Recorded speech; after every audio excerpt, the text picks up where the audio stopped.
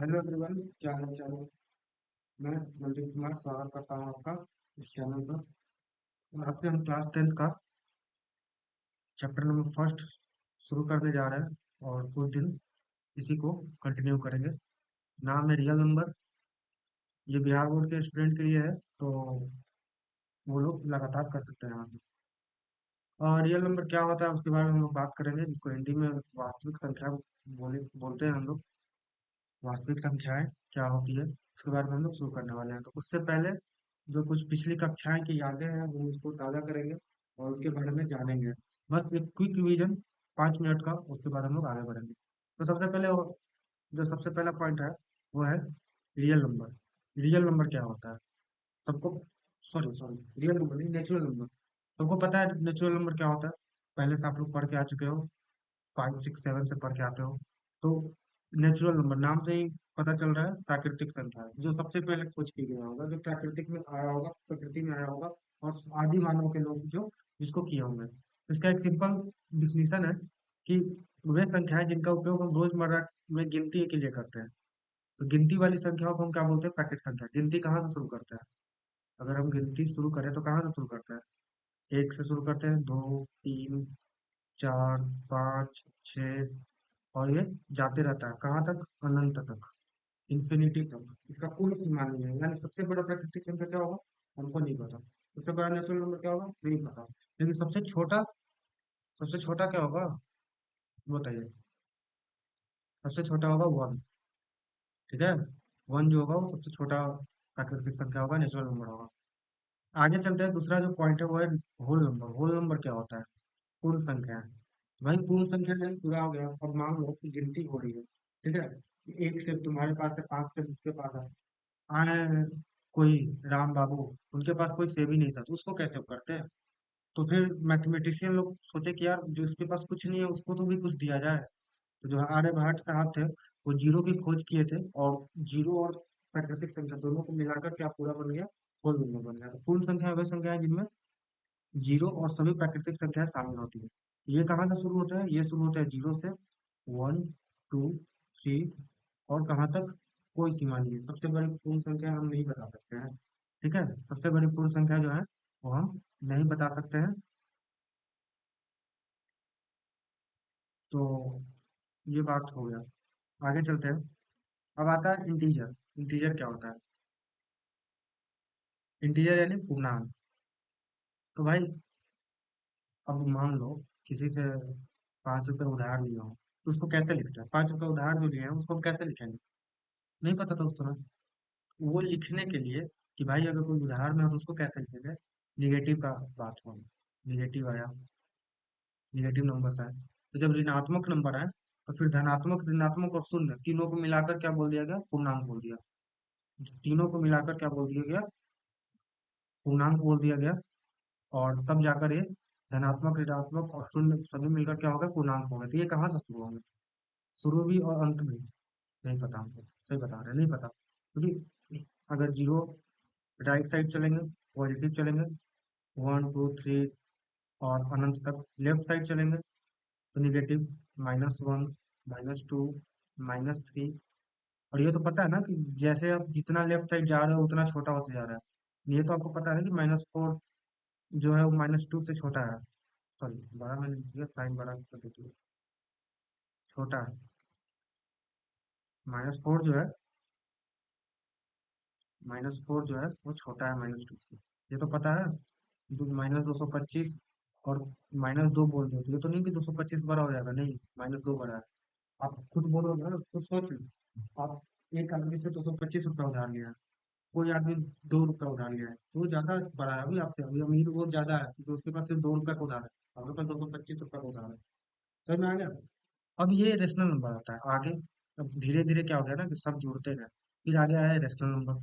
Rational number आपने 8 class में पढ़ा होगा, 7th में पढ़ा होगा। परिमेय संख्या है। ये क्या होती है, ये तो वे संख्या है जिन्हें पी बाई क्यू के फॉर्म में लिखा जा सके।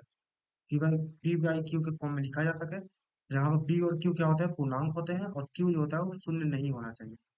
यानी कोई भी संख्या है, जैसे एग्जाम्पल अगर मैं दे दूं, 1/3, 2/3, और ये देखो बोला है पी, पी और क्यू जो है ना वो पूर्णांक होने चाहिए। तो पूर्णांक में कुछ भी हो सकता है, -2/3, -5/6, 7/-6, सब चीज, ये सब क्या है, पूर्ण संख्या है।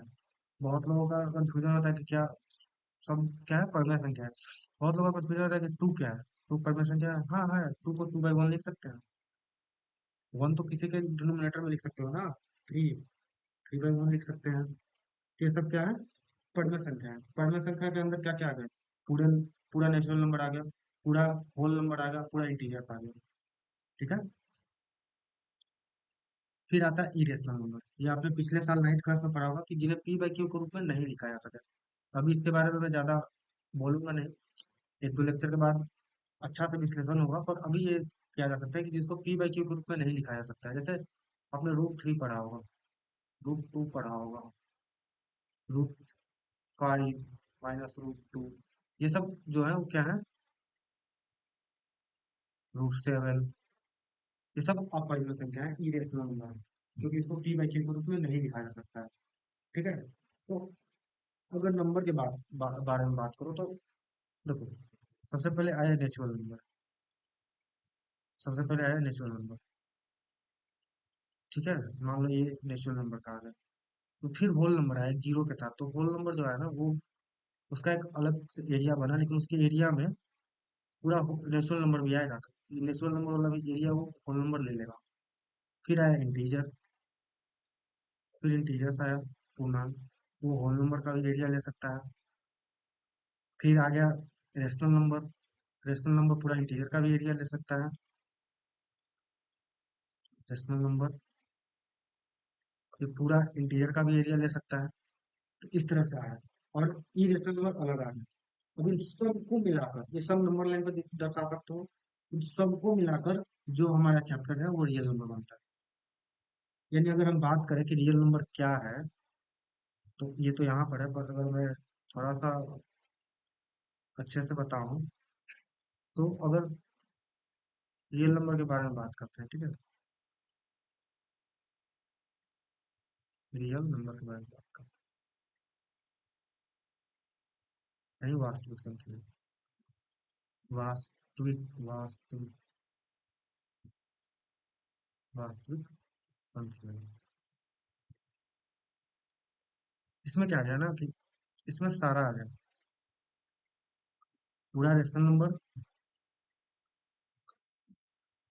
और इरेशनल भी, यानी जिसको जिसको नंबर लाइन पर दिखाया जा सकता है, या बचपन से आज तक आपने जो जो नंबर पढ़ा है वो सारा नंबर रियल नंबर होता है। जो नहीं पढ़ा है वो नहीं होता।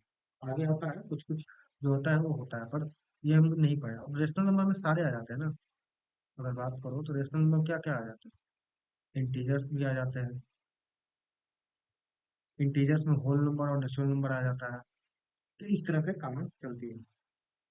फिर रियल नंबर क्या हो गया कि वो सारे नंबर जो अभी तक आप पढ़े हो, या फिर अगर सिंपल सा डिफिनेशन के बारे में बात करें, तो वे सभी संख्याएं जिन्हें संख्या रेखा पर दिखाया जा सकता है, यानी संख्या रेखा पर जिसको दर्शाया जा सकता है वो रियल नंबर होता है। आपने सबको दर्शाया, अगर आप बचपन से बात करो ना, तो आपने नेचुरल नंबर को भी दर्शाया कि भैया ये जीरो हो गया, यहाँ पर वन हो गया, यहाँ पर दो हो गया, ऐसे आपने नेचुरल नंबर को दिखाया। और होल नंबर भी हो गया, इंटीजर्स को भी आपने दिखाया है, जीरो कर दिए, लेफ्ट साइड में निगेटिव लिख देते हैं और राइट साइड में पॉजिटिव नंबर लिख देते थे, जैसे -1, -2, -3, 1 2 3, इस तरह से हम करते थे। ठीक है। पर पर नहीं भाई, फिर रेशनल नंबर को भी हम दर्शाते थे। अगर ये जीरो है, अगर हम 1/2 को दर्शा रहे हैं, तो ये 2/1 हो गया। ये जो नंबर आता है, ये p, ये क्या है, 1/2 हो जाता था। इस तरह से हम दिखा रहा आपने ने पिछले साल इरेशनल नंबर को भी दिखाया होगा। ठीक है, वो कुछ ऐसे करके ऐसे दिखाया जाता था, वो √2 होता था, वो दिखाया है आपने, सब सब कुछ दिखाया है। तो वो सारे नंबर जिनको संख्या रेखा में दिखाया जा सकता है वो रियल नंबर होता है। ठीक है। वो सारे नंबर जिनको हम संख्या रेखा में दिखा सकते हैं वो रियल नंबर होते हैं, ये ध्यान रखना, सबसे सिंपल परिभाषा यही है, इसमें कोई रॉकेट साइंस नहीं है। क्या क्या बात है उसका, इम्पोर्टेंट पॉइंट है कि इसमें दोनों आते हैं, परिमेय संख्या भी आते हैं, अपरिमेय संख्या भी आते हैं। धनात्मक, ऋणात्मक और शून्य भी होते हैं। ये नंबर लाइन्स पर दर्शाई जा सकती है। ये इमेज इसमें इमेजिनरी नंबर शामिल नहीं होते। इमेजिनरी नंबर क्या होता है, जो इमेजिन किया जाता है, जो अलग होता है, कॉम्प्लेक्स नंबर आपको अलग पढ़ना है 11th क्लास में, वो नहीं होते, बस आपको ध्यान रखना है, ठीक है। परिमेय संख्या दोनों मिलाकर स्टेबल नंबर बनता है। धनात्मक ऋणात्मक शून्य सब होता है, नंबर लाइन पर दर्शाया जा सकता है, ये मिलकर रियल नंबर बनते हैं, ठीक है। हो गया आपको शुरुआत। ये कुछ ट्रू फॉल्स का क्वेश्चन है, ये पीछे का क्वेश्चन है, ठीक है, और कुछ रिलेटेड है, बस आपको बताना है ट्रू है फॉल्स है। बस अब खुद को ये बस देखो कि आपने पिछले साल जो भी पढ़ा आपको याद है कि नहीं याद है, ठीक है। तो पहला क्वेश्चन है कि जीरो एक प्राकृतिक संख्या है, जीरो एक नेचुरल नंबर है कि नहीं है? जीरो, आपको कि नहीं है, क्यों नहीं है? क्योंकि काउंटिंग का नंबर को हम प्राकृतिक संख्या बोलते हैं, नेचुरल नंबर किसको बोलते हैं, जो काउंट किया जा सकता है, जहां से हम काउंटिंग शुरू करते हैं, काउंटिंग वन से शुरू करते हैं, वन एक प्राकृतिक संख्या नहीं है, ये हो गया फॉल्स। सभी प्राकृतिक संख्या पूर्ण संख्या होती है, क्या सभी प्राकृतिक संख्या पूर्ण संख्या होती है? अगर हम आपसे पूछे कि दो क्या है, पूर्ण संख्या है कि प्राकृतिक संख्या है, वो दोनों है, क्योंकि पूर्ण संख्या कहाँ से शुरू होती है, जीरो से शुरू होती है, वन टू, और ये जब अनंत तक जाती है, तो वन से लेकर अनंत तक तो हम निश्चित नंबर कहते ही हैं। तो सभी प्राकृतिक संख्या पूर्ण संख्या होती है, ये ट्रू है आपका। आगे आते हैं, -5 एक पूर्ण संख्या है। भैया पूर्ण संख्या माइनस होती नहीं है, जीरो से लेकर काउंटिंग नंबर सिर्फ पॉजिटिव, और जीरो ना पॉजिटिव है ना निगेटिव है, तो जीरो और सारे पॉजिटिव ऑलरेडी होते हैं। निगेटिव पूर्ण संख्या नहीं होती, वो इंटीजर्स में जाते हैं, पूर्णांक में, तो ये फॉल्स हो गया। सभी पूर्ण संख्या पूर्णांक होती है, इंटीजर होती है। अगर पूर्ण संख्या के लिए करें तो ये इधर से निगेटिव चला जाएगा, फिर इसमें ये भाग तो आ रहा है ना, होल नंबर तो आ ही रहे, तो सारे पूर्ण संख्या क्या होती है, पूर्णांक होती है, ठीक है, ट्रू है। 3/4 एक पूर्ण संख्या परिमेय संख्या है, हाँ है, ट्रू है, क्यों है? अब सबका कारण देखो, 3/4 क्या था, पी बाई क्यू के फॉर्म में लिखा जा सकता है, लिखा हुआ है पी बाई क्यू के फॉर्म में। पी और क्यू क्या होना चाहिए, इंटीजर होना चाहिए, 3 और 4 इंटीजर है, हाँ है। क्यू जीरो नहीं होना चाहिए, क्यू जीरो नहीं है, नहीं है, सही है, परिमेय संख्या है। √2 एक परिमेय संख्या है, कहो कि नहीं भैया, तुमने पढ़ा है पिछले साल, √2 एक अपरिमेय संख्या है, फॉल्स। पाई एक अपरिमेय संख्या है, हाँ, ये आपने पढ़ा होगा, क्यों पढ़ा होगा और कैसे पढ़ा होगा, वो हम अभी हम बात नहीं करते, 9th क्लास के बारे में बात नहीं करेंगे हम। अगर करेंगे, अगर आपको जरूरत होगी तो 9th क्लास से थोड़ा सा रिकैप देंगे, क्योंकि दशमलव प्रसार में आपका काम है, ठीक है, वो आप करके आए हो दशमलव प्रसार, पर फिर से हम करेंगे। जीरो एक परिमेय संख्या है, बिल्कुल है।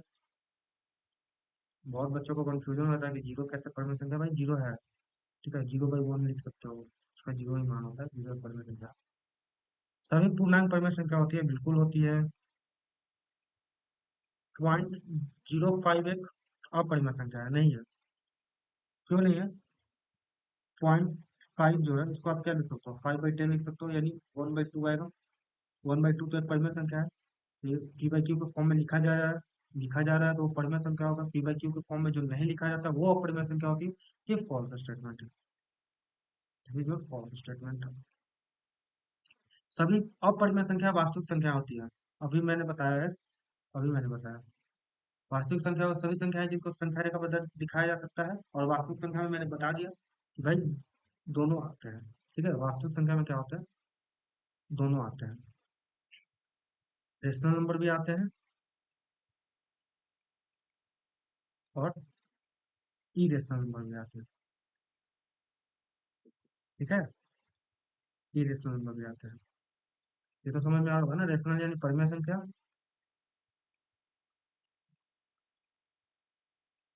और इरेशनल यानी अपरिमेय संख्या।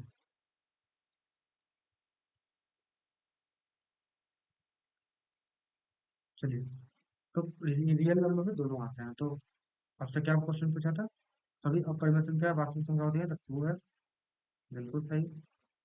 वास्तविक संख्या केवल धनात्मक होती है, पूछ रहा है कि वास्तविक संख्या जो होती है वो केवल धनात्मक होती है, भैया ऐसा कोई बात नहीं, क्यों होगी धनात्मक? आपने अपरिमेय संख्या में निगेटिव नहीं पढ़ा, ऋणात्मक नहीं पढ़ा, परिमेय संख्या में तो पूरा इंटीजर ही ऋणात्मक है, और ये भी तो -3/4 लिख रहे हैं, ये परिमेय संख्या है, तो ये ऋणात्मक ही तो है, निगेटिव ही तो है, तो वास्तविक संख्या केवल धनात्मक होती है? नहीं, फॉल्स है।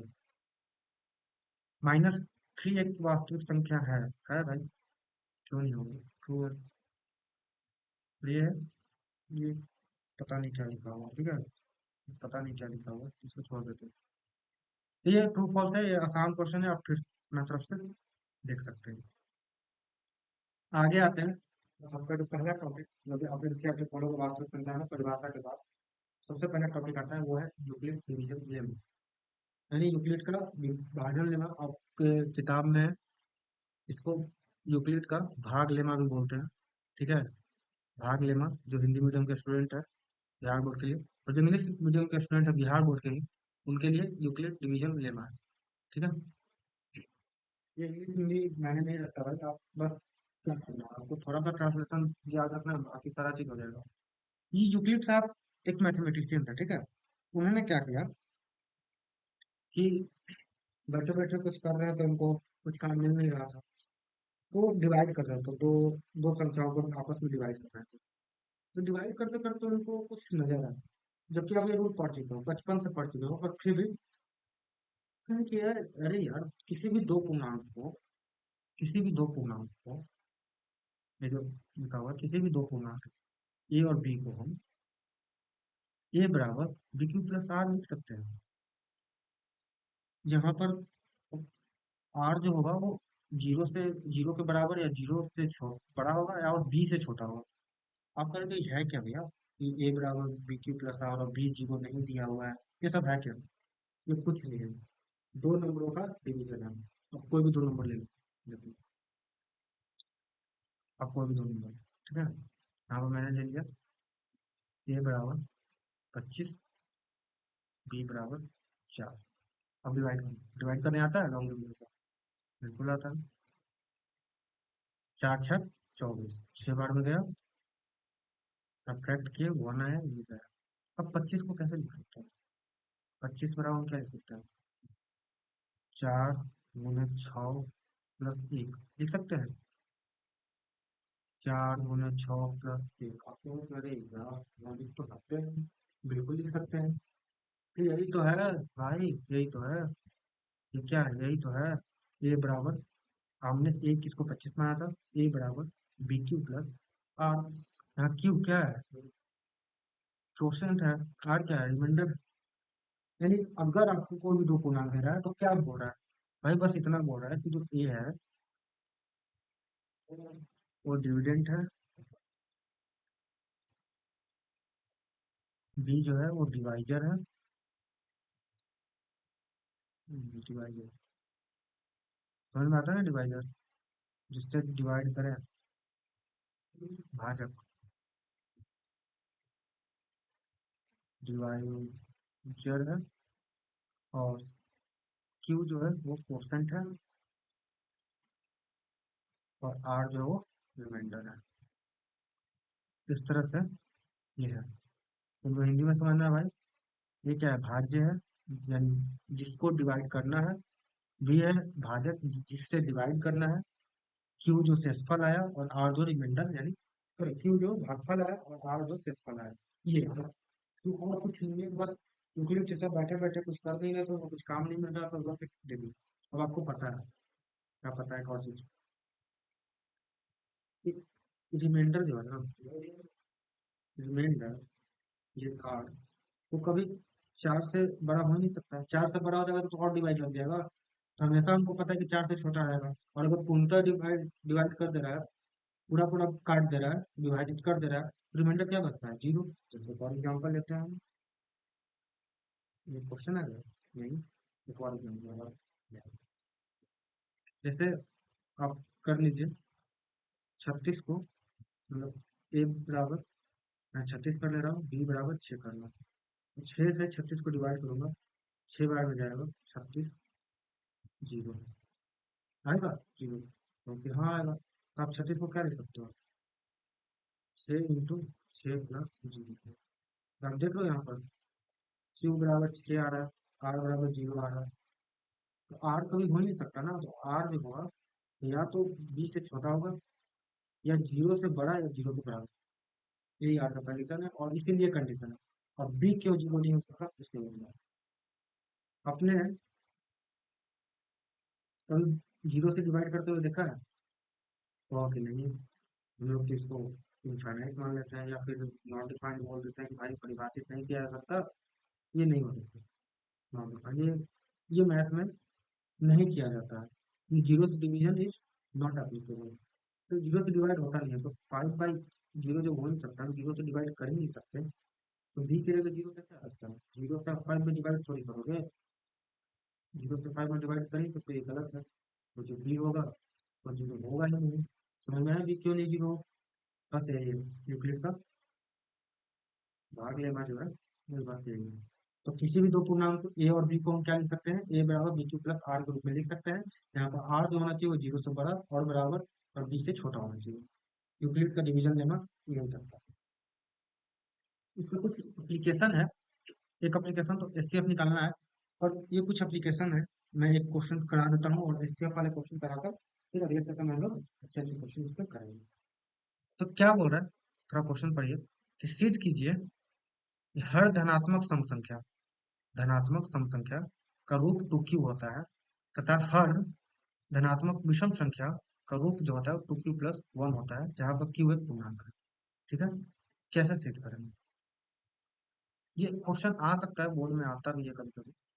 क्या बोलते हैं भाई, सम संख्या को देखना है, रूप 2q हो रहा है, उनको सम संख्या मान पता है, क्या पता है? क्या पता है सम संख्या क्या होती है? बताओ सर। चलिए, आप लोग थोड़ा सा ये बताइए कि सम संख्या होती क्या है। सम संख्या है, क्योंकि अरे यार, ये तो लल्ली क्वेश्चन है। सम संख्या क्या होती है? सम संख्या होती है जो दो से डिविजिबल हो जाए, दो से कट जाए, वो सम संख्या बोलता है। जो दो से नहीं कटता वो विषम संख्या होती है। ठीक है, तो अगर आपको ये दिया हुआ है तो आप क्या कर लो, बी बराबर 2 मान लो। ठीक है, ये बी बराबर 2 मान लिया। तो यूक्लिड के भाग लेमा से आप क्या लिख सकते हो? ए बराबर बी क्यू प्लस आर होता है। ए बराबर 2q+r लिख सकते हैं। अब बी का कंडीशन कुछ था, आर का कुछ कंडीशन था बी के साथ, कि आर जो होगा वो बी से छोटा होना चाहिए और जीरो से बड़ा होना चाहिए। बी हमने क्या माना है? 2। तो जो आर होगा वो 2 से छोटा होगा या जीरो से बड़ा होगा। तो आर का क्या क्या कंडीशन हो सकता है, थोड़ा सा समझिए। जीरो से बड़ा नहीं, जीरो से बड़ा और बराबर होगा, और 2 से छोटा होना चाहिए।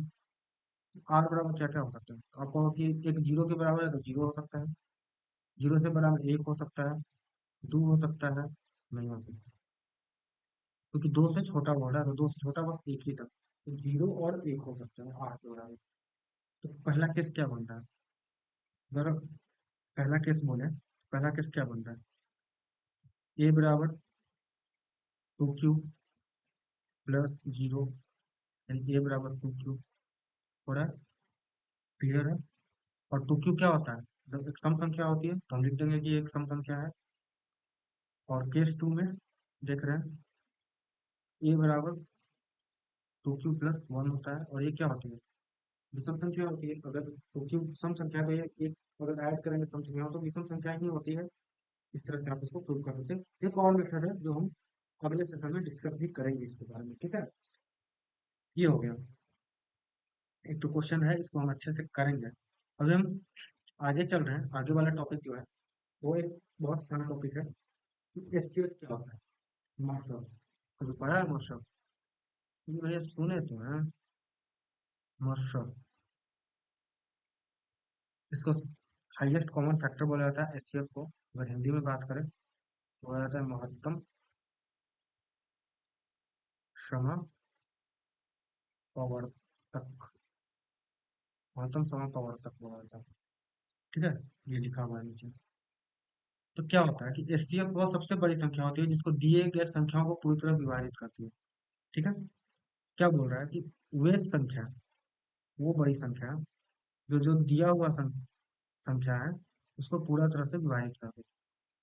ये समझिएगा इस बात को, बहुत दम है इस बात में। क्योंकि अक्सर बच्चे एचसीएफ और एलसीएम में कंफ्यूज हो जाते हैं, जो कंफ्यूजन इस चैप्टर में आपको खत्म भी करना है, क्योंकि एलसीएम निकालने का क्वेश्चन बहुत सारा आता है। ठीक है, पक्का क्वेश्चन है, क्या आएगा? तो महत्तम संख्या प्रवर्धक वो सबसे बड़ी संख्या होती है, सबसे बड़ी संख्या होती है जो दिए गए संख्याओं को पूरी तरह विभाजित करे। और अगर हमको समझ में नहीं है तो ठीक है, कुछ एग्जाम्पल ले लेते हैं हम लोग दिए हुए संख्या भाई। हम संख्या ले लेते हैं 6, 9 और 12। ये संख्या है। इसका मोशक क्या होगा भाई?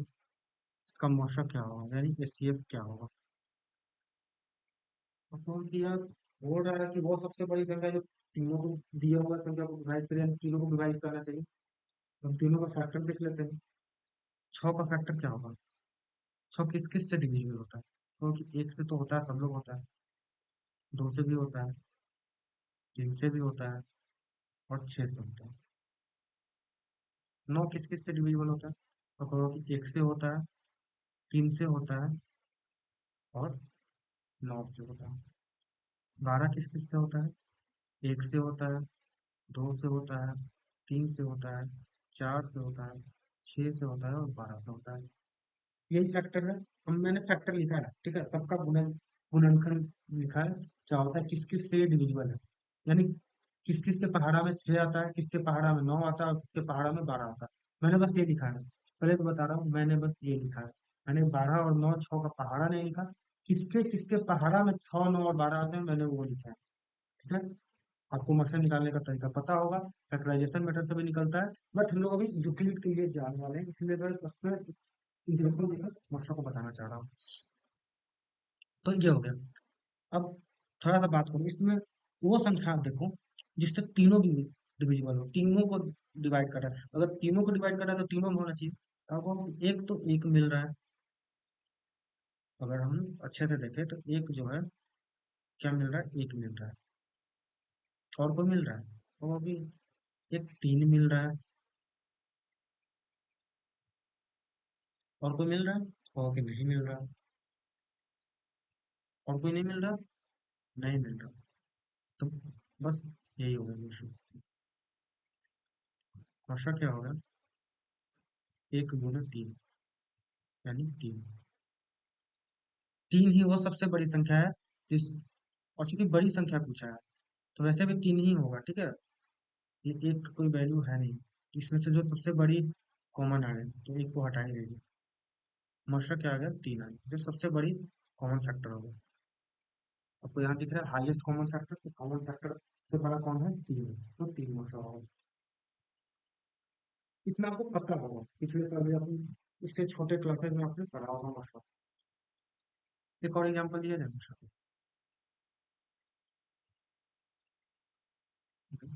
एक और एग्जाम्पल मशा को, वैसे तो आपको पता होगा। 72 और 36 कर लेते हैं। 72 और 36 कर लेते हैं। अब देखो, पहाड़ा से भी कर सकते हो, फैक्टर से भी कर सकते हो, प्राइम फैक्टराइजेशन से कर सकते हो। क्योंकि प्राइम फैक्टराइजेशन से अगले सेशन में हमें करना है, तो सीखना है। तो मैं बस अभी टेबल वाला ही कर लेता हूँ। तो 72 किस किस से डिविजिबल होता है बाबू बताना? 1 से होता है, 2 से होता है, 3 से होता है, 4 से होता है, 6 से होता है, 8 से होता है, 9 से होता है, 12 से होता है, और 24 से होता है, और किसी से होता है, 36 से होता है, और 72 से होता है। देख लेना कोई छूट जाए। 36 किस किस से होता है? जरा नीचे मत लिखो। 36 किस किस से होता है? 1, 2, 3, 4, 6, 9, 12, 12, और आई थिंक बस 12 के बाद 36 में होता है। और तो किसी से नहीं होता है डिवीजन 36। होता है? नहीं होता है। हाँ, 18 से। सॉरी सॉरी, 18 से। अब इसमें से आपको कॉमन फैक्टर देखना है, आपको बहुत सारे कॉमन दिख रहे हैं। ठीक है, आपको बहुत सारे कॉमन दिख रहे हैं। आपको 1 दिखा, आपको 2 दिखा, आपको 3 दिखा, आपको 4 दिखा, आपको 6 दिखा, आपको 9 भी दिखा, 12 भी दिखा और 36 भी दिखा। लेकिन हमारा सबसे बड़ा मुद्दा क्या है कि सबसे बड़ा फैक्टर कौन है? सबसे बड़ा फैक्टर है 36। 36, यही आपको मशा हो गया। मशा क्या आ गया? 36। ये बस मैंने मसा समझाया कि मसा क्या होता है, हाईएस्ट कॉमन फैक्टर होता है मसा, तो बस मैंने वो समझाया। बाकी आपको इसमें क्या करना है, इसमें आपको यूक्लिड मेथड से, यूक्लिड के डिवीजन लेमा से हमको मोशन निकालना सीखना है। तो इसका विधि क्या है कि अगर दो संख्या दिया हुआ है या फिर तीन संख्या भी दिया हुआ है, तो बड़ी संख्या को छोटी संख्या से भाग दें, तो बस शेषफल निकालें। अगर शेषफल जीरो नहीं आया है, अगर शेषफल जीरो नहीं आया है, तो अब नया भाज्य जो होगा वो पुराना भाजक होगा, यानी जिसको डिवाइड, जिससे डिवाइड किया था वो अब नया डिविडेंड हो गया, और नया जो भाजक हो जाएगा वो शेषफल हो जाएगा। ठीक है। और जब तक शेषफल जीरो आ गया तभी एचसीएफ होगा। इससे आप समझोगे नहीं थ्योरी का। अगर मैंने how to ride a bicycle का थ्योरी दिया कि साइकिल कैसे चलाया जाता है उसका थ्योरी बुक दे दिया, आप साइकिल नहीं चलाओगे। ठीक है। इसलिए हमें सीखना पड़ेगा, तो हम सीखेंगे। कैसे सीखेंगे? ध्यान से सीखेंगे। तो हम लोग कुछ क्वेश्चन लेकर सीखेंगे, चलिए सीखते हैं। अभी 36 और 72 का तो बहुत अच्छा एग्जाम्पल था, लेकिन इससे आप इतना क्लियरली सीख नहीं पाओगे, तो मैं कुछ और लेता हूँ। क्या लूँ? जो दो ऐसे लेते हैं जिसके बारे में तो चलिए 72 ही लेते हैं, और 18 ले लेते हैं। 72 और 18 का मशा क्या होगा? ठीक है, इसका मशा हमें बताना है। मशा क्या होगा इसका? हमें यूक्लिड के विधि से जाना है। तो क्या बोला गया कि बड़ी संख्या को छोटी संख्या से भाग करें। तो हम 18 को 72 से भाग, ये तो कट जा रहा है। 18 चौके 72, ये तो आसान हो गया, फिर 18 ही मशा आएगा, नहीं इसको नहीं लेंगे।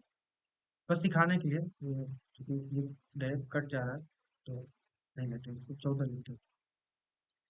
ठीक है, 14 लेते हैं। कॉम्बिनेशन निकालते हैं इसको। क्या होगा? 14 को हम 14 से हम 72 में डिवाइड करेंगे। 72 में डिवाइड करेंगे, तो आप बताओ कितने पारा में आएगा? तो आपको होगा भाई 14 × 75 होता है, 5 बार में गया 70, ये दो गया, खत्म। अब क्या बोला? देखो, सेसफल निकल गया ना, सेसफल निकल गया, तो ये जो नया भाज्य है, नया भाज्य वो क्या बनता है? पुराना भाजक, यानी ये बन जाता है। ये जो हो गया वो 14 हो गया। ठीक है। अब ये शेषफल जो है वो नया भाजक बन जाता है। भाज्य जो है पुराना भाजक बन जाता है, और भाजक जो होता है वो शेषफल बन जाता है। अब 2 से डिवाइड करेंगे 14 में, ये 7 बार में जा रहा है। आपने ऐसे लॉन्ग डिवीजन मेथड से मोशन निकाला है। मोशन जहां पर जीरो आ गया, ये शेषफल जीरो आ गया, वो मोशन हो गया। लेकिन इसमें ऐसे लिखना नहीं है, बस लिखने का तरीका बदल जाता है। ये आप रफ पकड़ोगे, ठीक है? ये आप कहाँ करोगे? ये आप रफ पकड़ोगे। कॉपी पर क्या करोगे? कॉपी पर ये करोगे, पहले बार आपने डिवाइड किया। ठीक है, आपने पहले 14 से डिवाइड किया था, तो आप 72 को लिखोगे। 14 × 5, कितना रिमाइंडर आया? 2। यूक्लिड के अनुसार ए बराबर बी क्यू प्लस आर लिखाता है ना, ए बराबर बी क्यू प्लस आर, वही लिखा जा रहा है और कुछ ना। फिर आपने अभी तक नहीं आया, फिर आपने 14 को डिवाइड किया था, तो 14 2 × 7 प्लस जीरो, क्योंकि मास्टर यहाँ पर जीरो आ गया, तो आप यहाँ लिखोगे मास्टर जो आ गया इसका किसका, 72 और 14 का, वो आ गया। तो बस यही करना है। ठीक है। जिनको नहीं विश्वास है कि 72 और 14 का मतलब 2 आता है, वो आप फैक्टराइजेशन मेथड से जाकर कर सकते हो। चलिए एक और एग्जाम्पल लेते हैं। किसका लेते हैं? इंटरेस्टिंग। मास्टर ज्ञात कीजिए। 115 और 35। चलिए मुझे नहीं पता क्या आएगा आंसर। इसका मौसम क्या होगा वो हमको निकालना है। तो फिर से वही बात है, आप रफ तो करोगे तो मैं यहाँ पर रफ कर देता हूँ। अब बड़ी संख्याओं को छोटी संख्या से डिवाइड करिए। 35 से डिवाइड किया तो 35 किया 105 होता है, हो गया। अब देख रहे हो कि 0 1 10 आ रहा है। अब 10 से फिर 35 में डिवाइड करोगे, 3 बार में गया 30 आ गया, 5 आ गया। तो 5 को फिर 10, 5 से फिर 10 में डिवाइड करोगे तो ये जाकर आपका 0 आ। जिसके पास 0 आ गया वही मौसा हो गया, 5 मौसा होगा। और लिखेंगे कैसे? लिखेंगे यूक्लिड के तरीका से, यूक्लिड चाचा जो थे उनके तरीका से। आपको पता है कि ए बराबर बी क्यू प्लस आर होता है, तो आप लिखोगे 115 बराबर 35 गुने 3, रिमाइंडर कितना आया था 10। फिर 10 को डिवाइड किए थे, 35 को डिवाइड किए थे, 35 बराबर 10 गुने 3 प्लस आया 5। फिर 10 को डिवाइड किए थे 5 से, तो 5 इंटू 2 और आ गया 0। चूंकि यहाँ पर 0 आ गया, जो आपका मोशा आ गया 115 और 35 का वो आ गया 10। 10 नहीं सॉरी 5, 5। ठीक है, इस तरह से आप मोशा निकाल सकते हो यूक्लिड के तरीका से। ये यूक्लिड का तरीका था। जैसे ये क्वेश्चन है, find the escape from the problem using Euclid division lemma, यानी यूक्लिड डिवीजन लेमा से आपको एस्केप निकालना है। तो बड़ी संख्या को छोटी संख्या से डिवाइड कीजिए, या आप खुद से भी कर सकते हो, पर मैं एक क्वेश्चन और कर देता हूँ, उसके बाद हम लोग आज का सेशन खत्म करेंगे। तो 156, ये इंक बहुत खराब है, ये दिखता नहीं है व्हाइट को। मैं कोशिश करूंगा अगला बार से ब्लैक बोर्ड ही लाने का। 156 504 कितना बार में जाएगा भाई? फिर से देखो, 3 बार में। तो 3 7 18 10 15 16 4 घटाइए, 14 में से 8 गया 6, 9 में से 6 गया 3, 4 गया 4। अब आ गया 36, 156 से करेंगे। 5 बार में, 5 बार में 180 आ जाएगा। 4 बार में सोचो को 24 2 और कितना आ गया, छठी 12 तो 14, ये 2 1 और फिर 12 से 36 तक आए, 12 12 36, यहाँ पर जाकर कैंसिल हुआ तो 12 मोशन आएगा। ये मोशन निकल जाता है आराम से। तो आप 504 बराबर 156 गुने 3, और कितना रिमाइंडर आएगा 36। फिर 156 को डिवाइड किया 36 से, 4 बार में, कितना रिमाइंडर आया 12। फिर 36 को 12 से डिवाइड किया 3 बार में, रिमाइंडर कितना आ गया 0। तो मौसा क्या आ जाएगा 156 504 का वो आ गया 12। ये भी आपका आंसर है। उम्मीद है आपको ये लेक्चर समझ में आया होगा। बाकी चीजें जो होगी वो आप कमेंट कर देना। कुछ आवाज का इशू या फिर हो सकता है आवाज का इशू बहुत दिन के बाद रिकॉर्ड कर रहा हूँ, इसकी वजह से। बाकी मिलते हैं अगले सेशन में। कुछ क्वेश्चन इसमें बाकी है अच्छे से करने के लिए, वो अगले सेशन में किया जाएगा अच्छा से, और उसको आगे बढ़ाया जाएगा। अभी इसमें बहुत सारी चीजें हैं कि कुछ क्वेश्चन आपके लिए हैं, आप ट्राई करना। बाकी धन्यवाद, पढ़ने के। और मैं कोशिश करूंगा कि सारे लेक्चर सब लाऊं, क्योंकि रियल नंबर्स हैं हमारा चैप्टर में, रियल नंबर पहला चैप्टर। फिर उसके बाद आएगा पॉलिनोमियल्स बहुपद, फिर आएगा क्वाड्रेटिक यानी द्विघात, फिर कोऑर्डिनेट ज्योमेट्री। इस तरह से करते हुए हम लोग आगे जाएंगे। ठीक है, मैं कोशिश करूंगा कि सारे चैप्टर का लेक्चर आपको 1 to 1 प्रोवाइड करवाते जाऊँ। आज रियल नंबर का पहला चैप्टर था, कोशिश से 5 चैप्टर में खत्म हो जाएगा, तो हम लोग उसमें आगे बढ़ेंगे। धन्यवाद, बहुत बहुत थैंक यू, शुक्रिया।